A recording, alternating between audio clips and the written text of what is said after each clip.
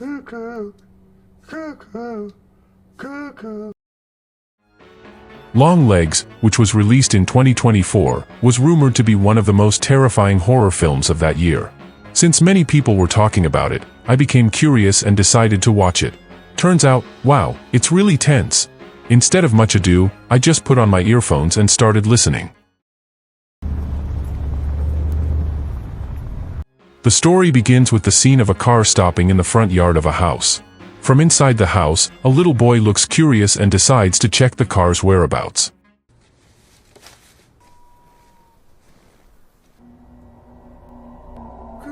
When the little girl went outside, she heard a mysterious bird-like voice that sounded as if it was calling her. The child followed the sound, but found no one. But strangely, a strange man appeared with a vague appearance and unclear face.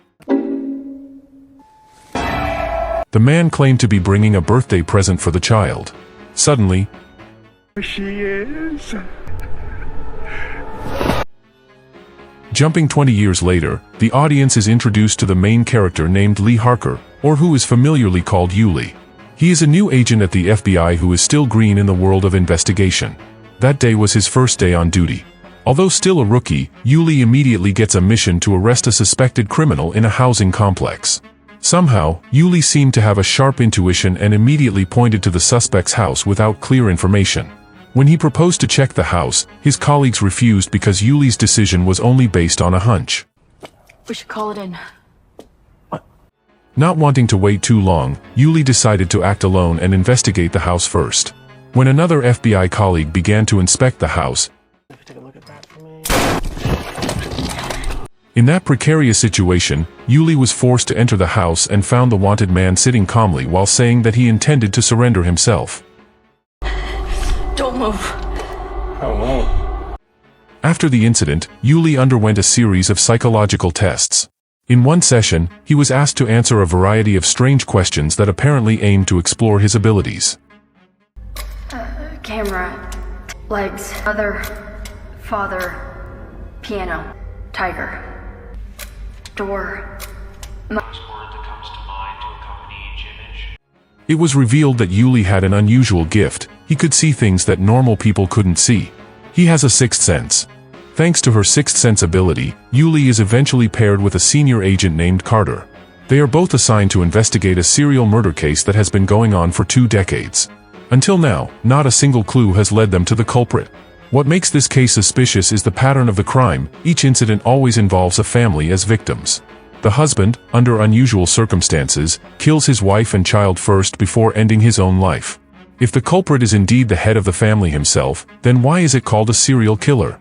As it turns out, at every scene of the crime, the forensic team always found a letter containing messages in the form of symbols and demonic code writing, complete with a signature on behalf of Longlegs. Upon investigation, the writing did not come from one of the victims. That is, someone else was involved, someone behind the scenes who had carefully planned these murders. Even more astonishingly, there was never any physical evidence of an outsider entering the victims' homes. No foreign fingerprints, no tracks, no CCTV footage. This is where Yuli is expected to utilize her sensitivity to unravel this mystery. Yuli began to connect the dots, trying to find patterns in the families of the victims. Eventually, she found a very suspicious common thread. Every family had a 9-year-old daughter, and all of them were born on the 14th, even in different months. Strangely, the tragedies always occurred within 6 days of or before the girl's birthday. After explaining his tentative theory to Carter, Yuli drove him home.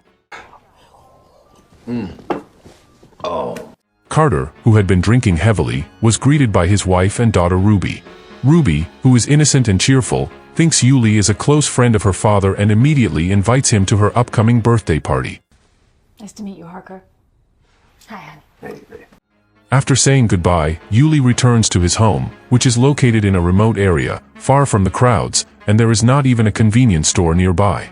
For some reason, the main character in horror movies always lives in this kind of place. If anything happens, let alone the neighbors, let alone the security forces, finding help is difficult. That night, while Yuli was on the phone with his mother, he heard a knock on his front door. When he realized it was late at night, he became suspicious. Who would come at this time of night? Carefully, Yuli walked to the door and locked it slowly. But when she looked out the window, she saw a shadowy figure standing in her yard. The figure was still, unmoving. With her instincts as an FBI agent, Yuli rushed out of the house to see what was going on. But to her surprise, the mysterious figure was no longer at the front of the house, but was now seen walking in from the back. When Yuli chased after him, the figure had vanished without a trace.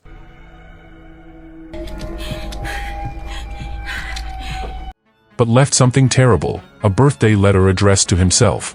The card wished Yuli a happy 9th birthday, a strange message considering he's much older than that. But even more creepy, inside the card was a code with satanic symbols, accompanied by a translation. From there, Yuli began to understand every letter in the satanic code. The message came from Long Legs, who warned Yuli not to interfere in his affairs. If Yuli persisted, her mother would be the victim. Long Legs even threatened her. The next morning, another family murder occurs with the exact same pattern as before. Thanks to her ability to read satanic codes, Yuli is now able to translate messages from Long Legs more quickly, which helps the direction of the investigation.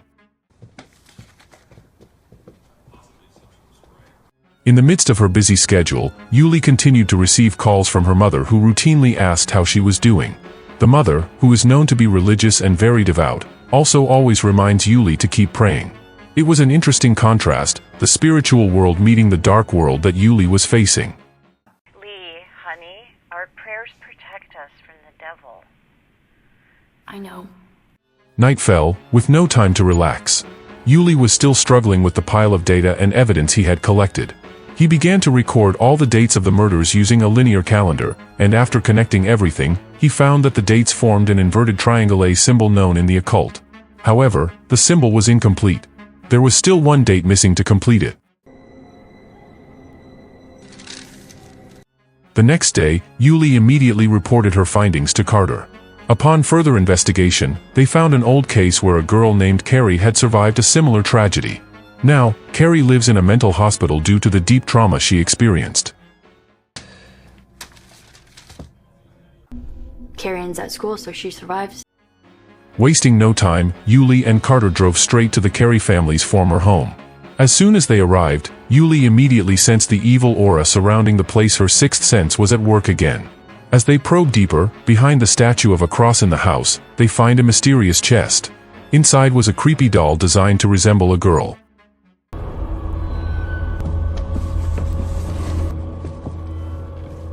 The doll was then taken to the forensics room for examination. Upon dissection, they found a small metal ball embedded in the doll's head. When scanned using a special device, the metal ball emitted a strange sound that could not be explained logically. As he listened to the sound, Yuli suddenly had a vision. He saw the shadows of dozens of snakes slithering around him, and more horrifyingly, he could clearly see the mysterious figure who was assembling the doll. His face was faint, but terrifying.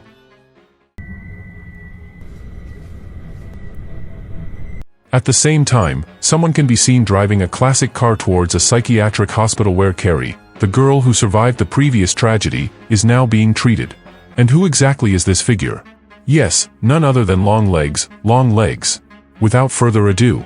But before getting to the hospital, Long Legs had stopped by a building shop. He went in and bought something that wasn't quite clear. When the shopkeeper, a young girl, asked if there was anything else he could help her with, Long Legs just looked at her sharply and said, Cuckoo, cuckoo, cuckoo. "I don't know what you mean." The girl panicked and immediately called her father to the front of the store. But before the shopkeeper appeared, Long Legs was already gone, back on his way. Daddy! Mommy! 2 days later, Yuli and Carter arrived at the mental hospital. There, they meet a doctor who delivers some shocking news. 2 days earlier, someone had come to visit Carrie, and strangely, he had recorded Yuli's full name in the guest book. I wasn't on site at the time, unfortunately. Carter is shocked. Is Long Legs posing as Yuli? To make things even stranger, after the visit, Carrie's previously very poor mental state suddenly recovered dramatically. Previously, Carrie had been diagnosed with catatonia, a mental disorder in which the sufferer loses the ability to speak and move normally, often with severe confusion and anxiety. That's why she was hospitalized in a mental hospital. However, whatever Long Legs was doing when he met Carrie, he can now speak and respond fluently. The story moves into the past, taking us back to the dark day when Carrie's family was mysteriously killed. That day, Carrie went to school as usual, leaving her father, mother, and younger sister at home, who were preparing to celebrate their 9th birthday in 6 days. Shortly after Carrie left, a nun came to the house with a birthday present she said came from the church. But it turned out to be a doll made by Longlegs, a doll resembling an unnatural-looking girl.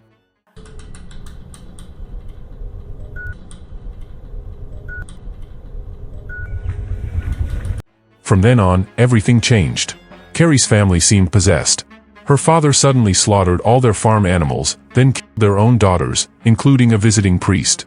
He even killed his own wife before brutally ending his life.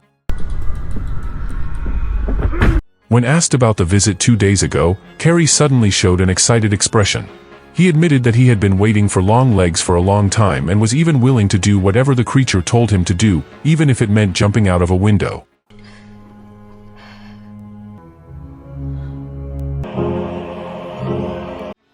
Back at the office, Carter, who continues to investigate the case, discovers a surprising fact. The fact is directly related to Yulie. It turns out, 2 decades ago, exactly 20 years ago, Yulie's mother had made a police report about an intruder who broke into their house. Surprisingly, the report was suddenly cancelled, just a day before Yulie's 9th birthday. There was a strong suspicion that the intruder in question was Longlegs. Sorry, sir, what does that have to do with the case? That's why Yulie begins to be interrogated in depth. Does he still remember seeing the intruder? What did he look like? But Yulie was silent, unable to remember anything from the incident. To seek reassurance, Carter asks Yulie to meet her mother in person and dig up more information about the mysterious figure. Who knows, his mother still holds important details that could reveal Longlegs' identity.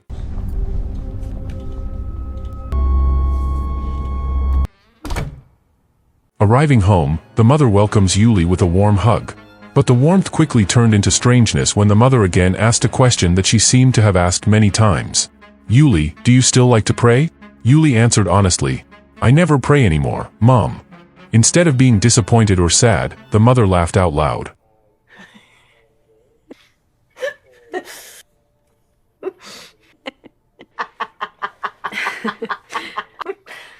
She said that praying was a waste of time. It could never solve any problems. The remark was clearly contrary to the mother's reputation as a religious figure. No, our prayers don't help us. You're right. After the awkward conversation, Yulie entered her childhood room. The nostalgic room seemed to take his memory back in time. There, he looked at his old Polaroid camera, a camera he used to play with. Accidentally, Yulie finds an old photo, and in it, a very familiar figure, Longlegs. In an instant, everything comes to light. The little boy in the movie's opening scene turns out to be Yulie himself. And the strange figure reported by his mother is none other than Longlegs, the mysterious intruder who once entered their house. Let me in now. Wasting no time, Yulie went straight to Carter and showed him the photo. He believes wholeheartedly that the man in the photo is the one they've been hunting. To their surprise, not long after that, they actually found Longlegs. He was standing by the side of the road, seemingly showing himself off. With 2 bags in his left and right hands, Longlegs looked like he was preparing to leave town. I'm gonna need you to get on the ground. In the end, Longlegs was captured and taken to the police station without a fight. The reason he surrendered was not because he felt guilty, but merely wanted to wish Yulie a happy birthday. This action certainly caused strangeness, but to avoid chaos or suspicion among other FBI agents, Carter immediately ordered all agents out of the interrogation room, leaving only 2 people, Yulie and Browning. In the room, Yulie began to present his theory. She suspects that Longlegs is not working alone, that he has some sort of accomplice, a secret assistant who helps him carry out all the ritual killings. She built this theory after discovering that one rung was still missing from the inverted triangle-shaped occult symbol. If that was indeed the complete symbol of the ritual, then that meant there was still one other perpetrator yet to be revealed. And it made no sense for Longlegs to just turn himself in without any of his confidants still out there. Driven by curiosity, Yulie decided to enter the interrogation room, wanting to get answers directly from Longlegs. But the answer he got was shocking. Longlegs simply said, "All this is because of your mother, Yulie." Why don't you ask your mommy? But suddenly, as if realizing that the game was over, Longlegs brutally smashed his head against the table and died instantly.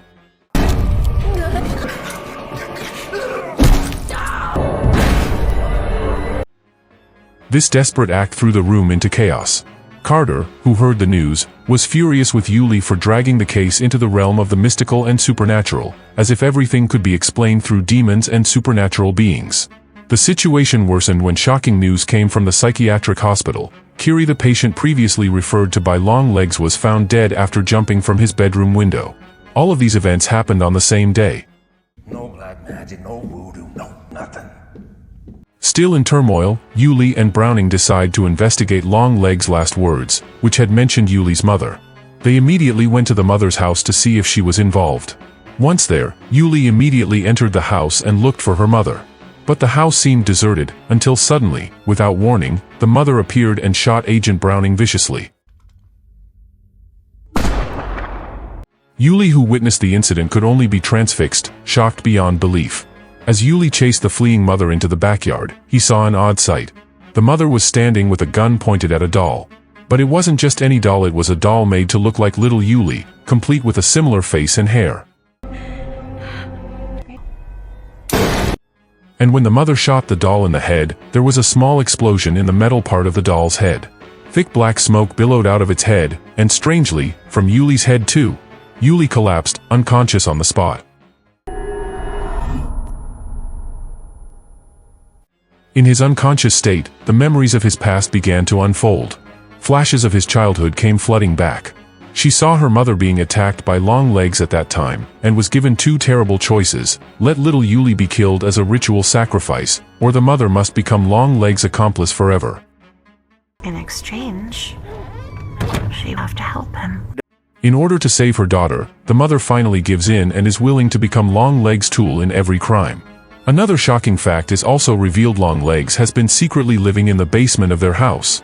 All those horrible things happened without Yulie realizing it, because her memory had been sealed.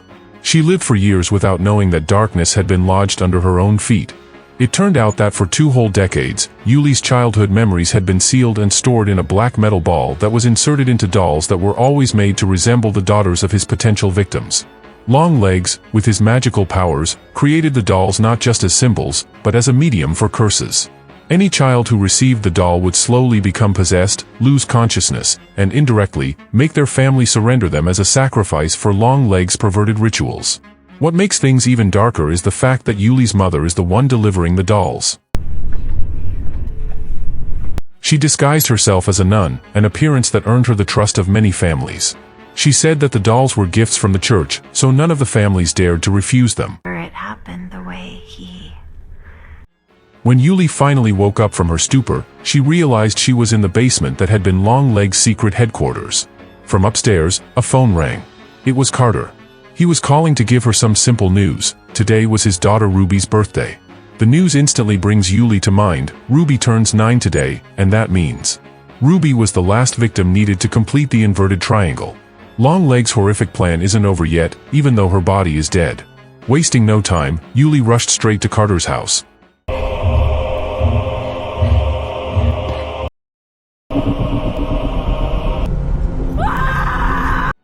But she arrived too late. She sees Ruby playing with a girl's doll, and in the corner of the room, standing her own mother. Blank stare, stiff body, as if she was no longer herself.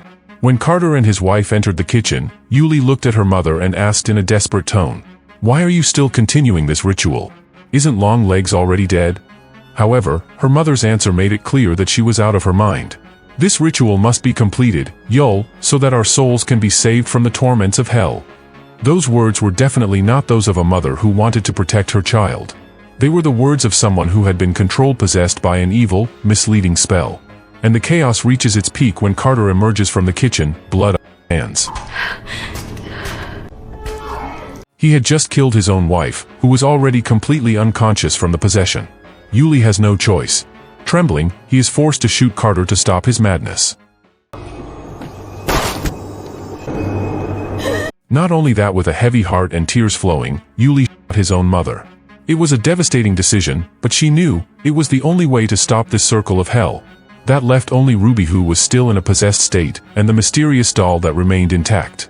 One thing is for sure, the image of long legs will live on in her mind. Forever.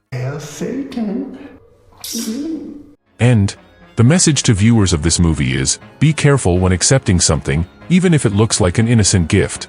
Because sometimes, horrors hide behind smiles and innocence. Never underestimate an evil whisper, because once in, you may never get out. That's all from us. Don't forget to subscribe so you don't miss the next video.